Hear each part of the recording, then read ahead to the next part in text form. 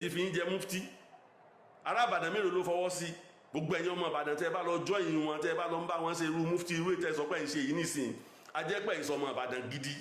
Baba Onitai, the same unique questioner general of the Federal Republic of Nigeria, the same you òun náà ni president general of ọmọ Ìbàdàn worldwide kálẹ̀ yín tẹ́ máa fi determine tó jẹ́ ọmọ Ìbàdàn gidi. ọmọ Ìbàdàn tó bá join wọn kì í sọmọ torí pé ìmáàmù àkọ́kọ́ tó yẹ ká ọ̀nà ìmáàmù Muali nílùú Ìbàdàn ló jẹ́ chairman roobitoh tán ti dálẹ̀ for 62 years. ẹ já fura o. ẹ̀yin gan lè kẹ́ fura ẹ̀yin gan lè dẹ̀ ṣe bí ọmọ Ìbàdàn gidi. Ó ṣe wá jẹ́ pé nísìnyí nígbà tí wọ́n ṣẹ̀ṣẹ̀ dá ní roobitoh ilẹ̀ ní Habib roobitoh ló ṣẹ̀ṣẹ̀ wá recognize àwọn bàbá tẹ̀ ń sọ yìí. ẹ̀yin kẹ́ fura kẹ́ ṣe kára yín. tẹ́ ẹ bá ní good aim láti dá Islam láti tún Islam ṣe we will support you. pẹ̀lú àbòsí lẹ́yìn máa fi support nǹkan gidi tẹ́lẹ̀ sòótọ́ ọ̀rọ̀ ó yẹ káwọn ọmọ Ìbàdàn máa fi ń ṣe ẹ̀yẹ ni ṣùgbọ́n ẹ̀ lẹ́ máa dìtámì ọmọ Ìbàdàn tó dáa láàrin wọn báyìí ẹ kó ránṣẹ́ gbẹ́ kan jáde. we are ready to support you but ètè gbé wáyé ó ti fẹ́ jọ mùsíbà. mùsíbà náà ló máa jọ lójú ẹ̀yin tẹ́ já lábòsí ṣẹ́rẹ́ àwọn tó mọ nǹkan tó dáa reformation náà máa ń pè ṣẹ́gbọ́. ó ti jọ kò sẹ́ńtínú rẹ̀ ó dùn pé ń tẹ́sẹ̀ yóò dáa. kò sí báwo irú fallacy wo nìyẹn fallacy of generalization you don't do that sínú yóò bá dùn ẹ lọ lá ṣúgà náà inú àwọn dùn. personality yín ọ̀dà náà tá a bá sọ pé personality yín gan la tẹ̀ wá ń sọ fún nìsín ẹ lọ ronú ni náà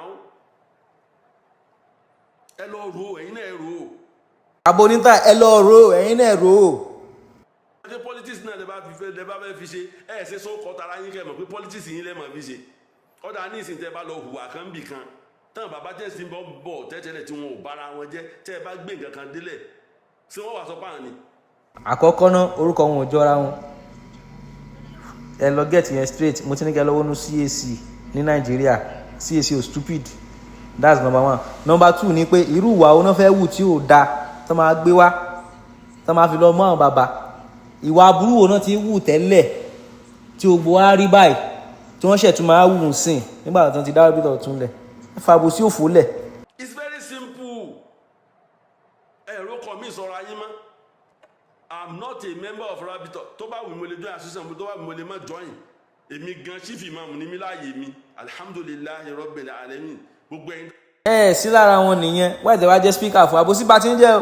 tẹ jẹ́ ìmáàmù tẹ kọ́ bí mọ́ṣáláṣí ṣọ́ọ̀bù àbí ẹ̀kọ́ mọ́ṣáláṣí ńláńlá fún yín pé kẹ́ ẹ máa ṣe ìmáàmù ń bẹ̀ ẹ má join àwọn eléyìí o ọ wà glaring pé wọ́n ní mo ń sọ ní opinion mi pé you have an interior motive. Who are you to decide for people association tó máa join báwo lẹ ṣe jẹ́ wọ́n ní interior motive ẹ̀yin ẹ má ní motive ẹ kàn máa lo live lọ́ntì yín interior motive tán fi dá roobitoh lẹ̀ 1964 àwọn eléyìí ti jùlẹ̀ ẹ̀rí nǹkan sọ sí so motives yẹn làwọn eléyìí fẹ́ padà sí nítorí la fi ń pè ní reformed roobitoh. no matter what no type of explanation tẹ̀ sọ fọmọ Yorùbá tó bá jẹ́ ní tó mọ tí ń ṣe o.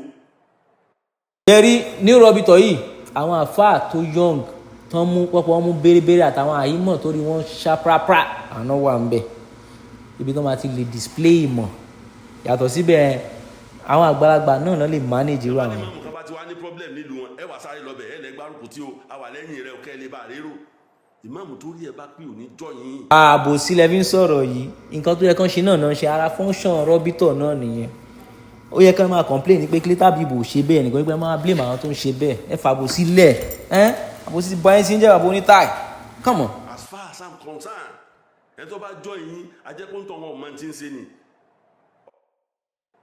ọ̀dà ṣé nílùú yín ilẹ̀ Yorùbá ni ṣé wọ́n fọwọ́ sí kí bàbá yìí máa jẹ́ mú. problem tí ń nìyẹn Baba Onitai tó bá ti ká yín lára ẹ máa wá bọ́kẹ́tì síwájú àwọn máa sunkún sínú ẹ̀.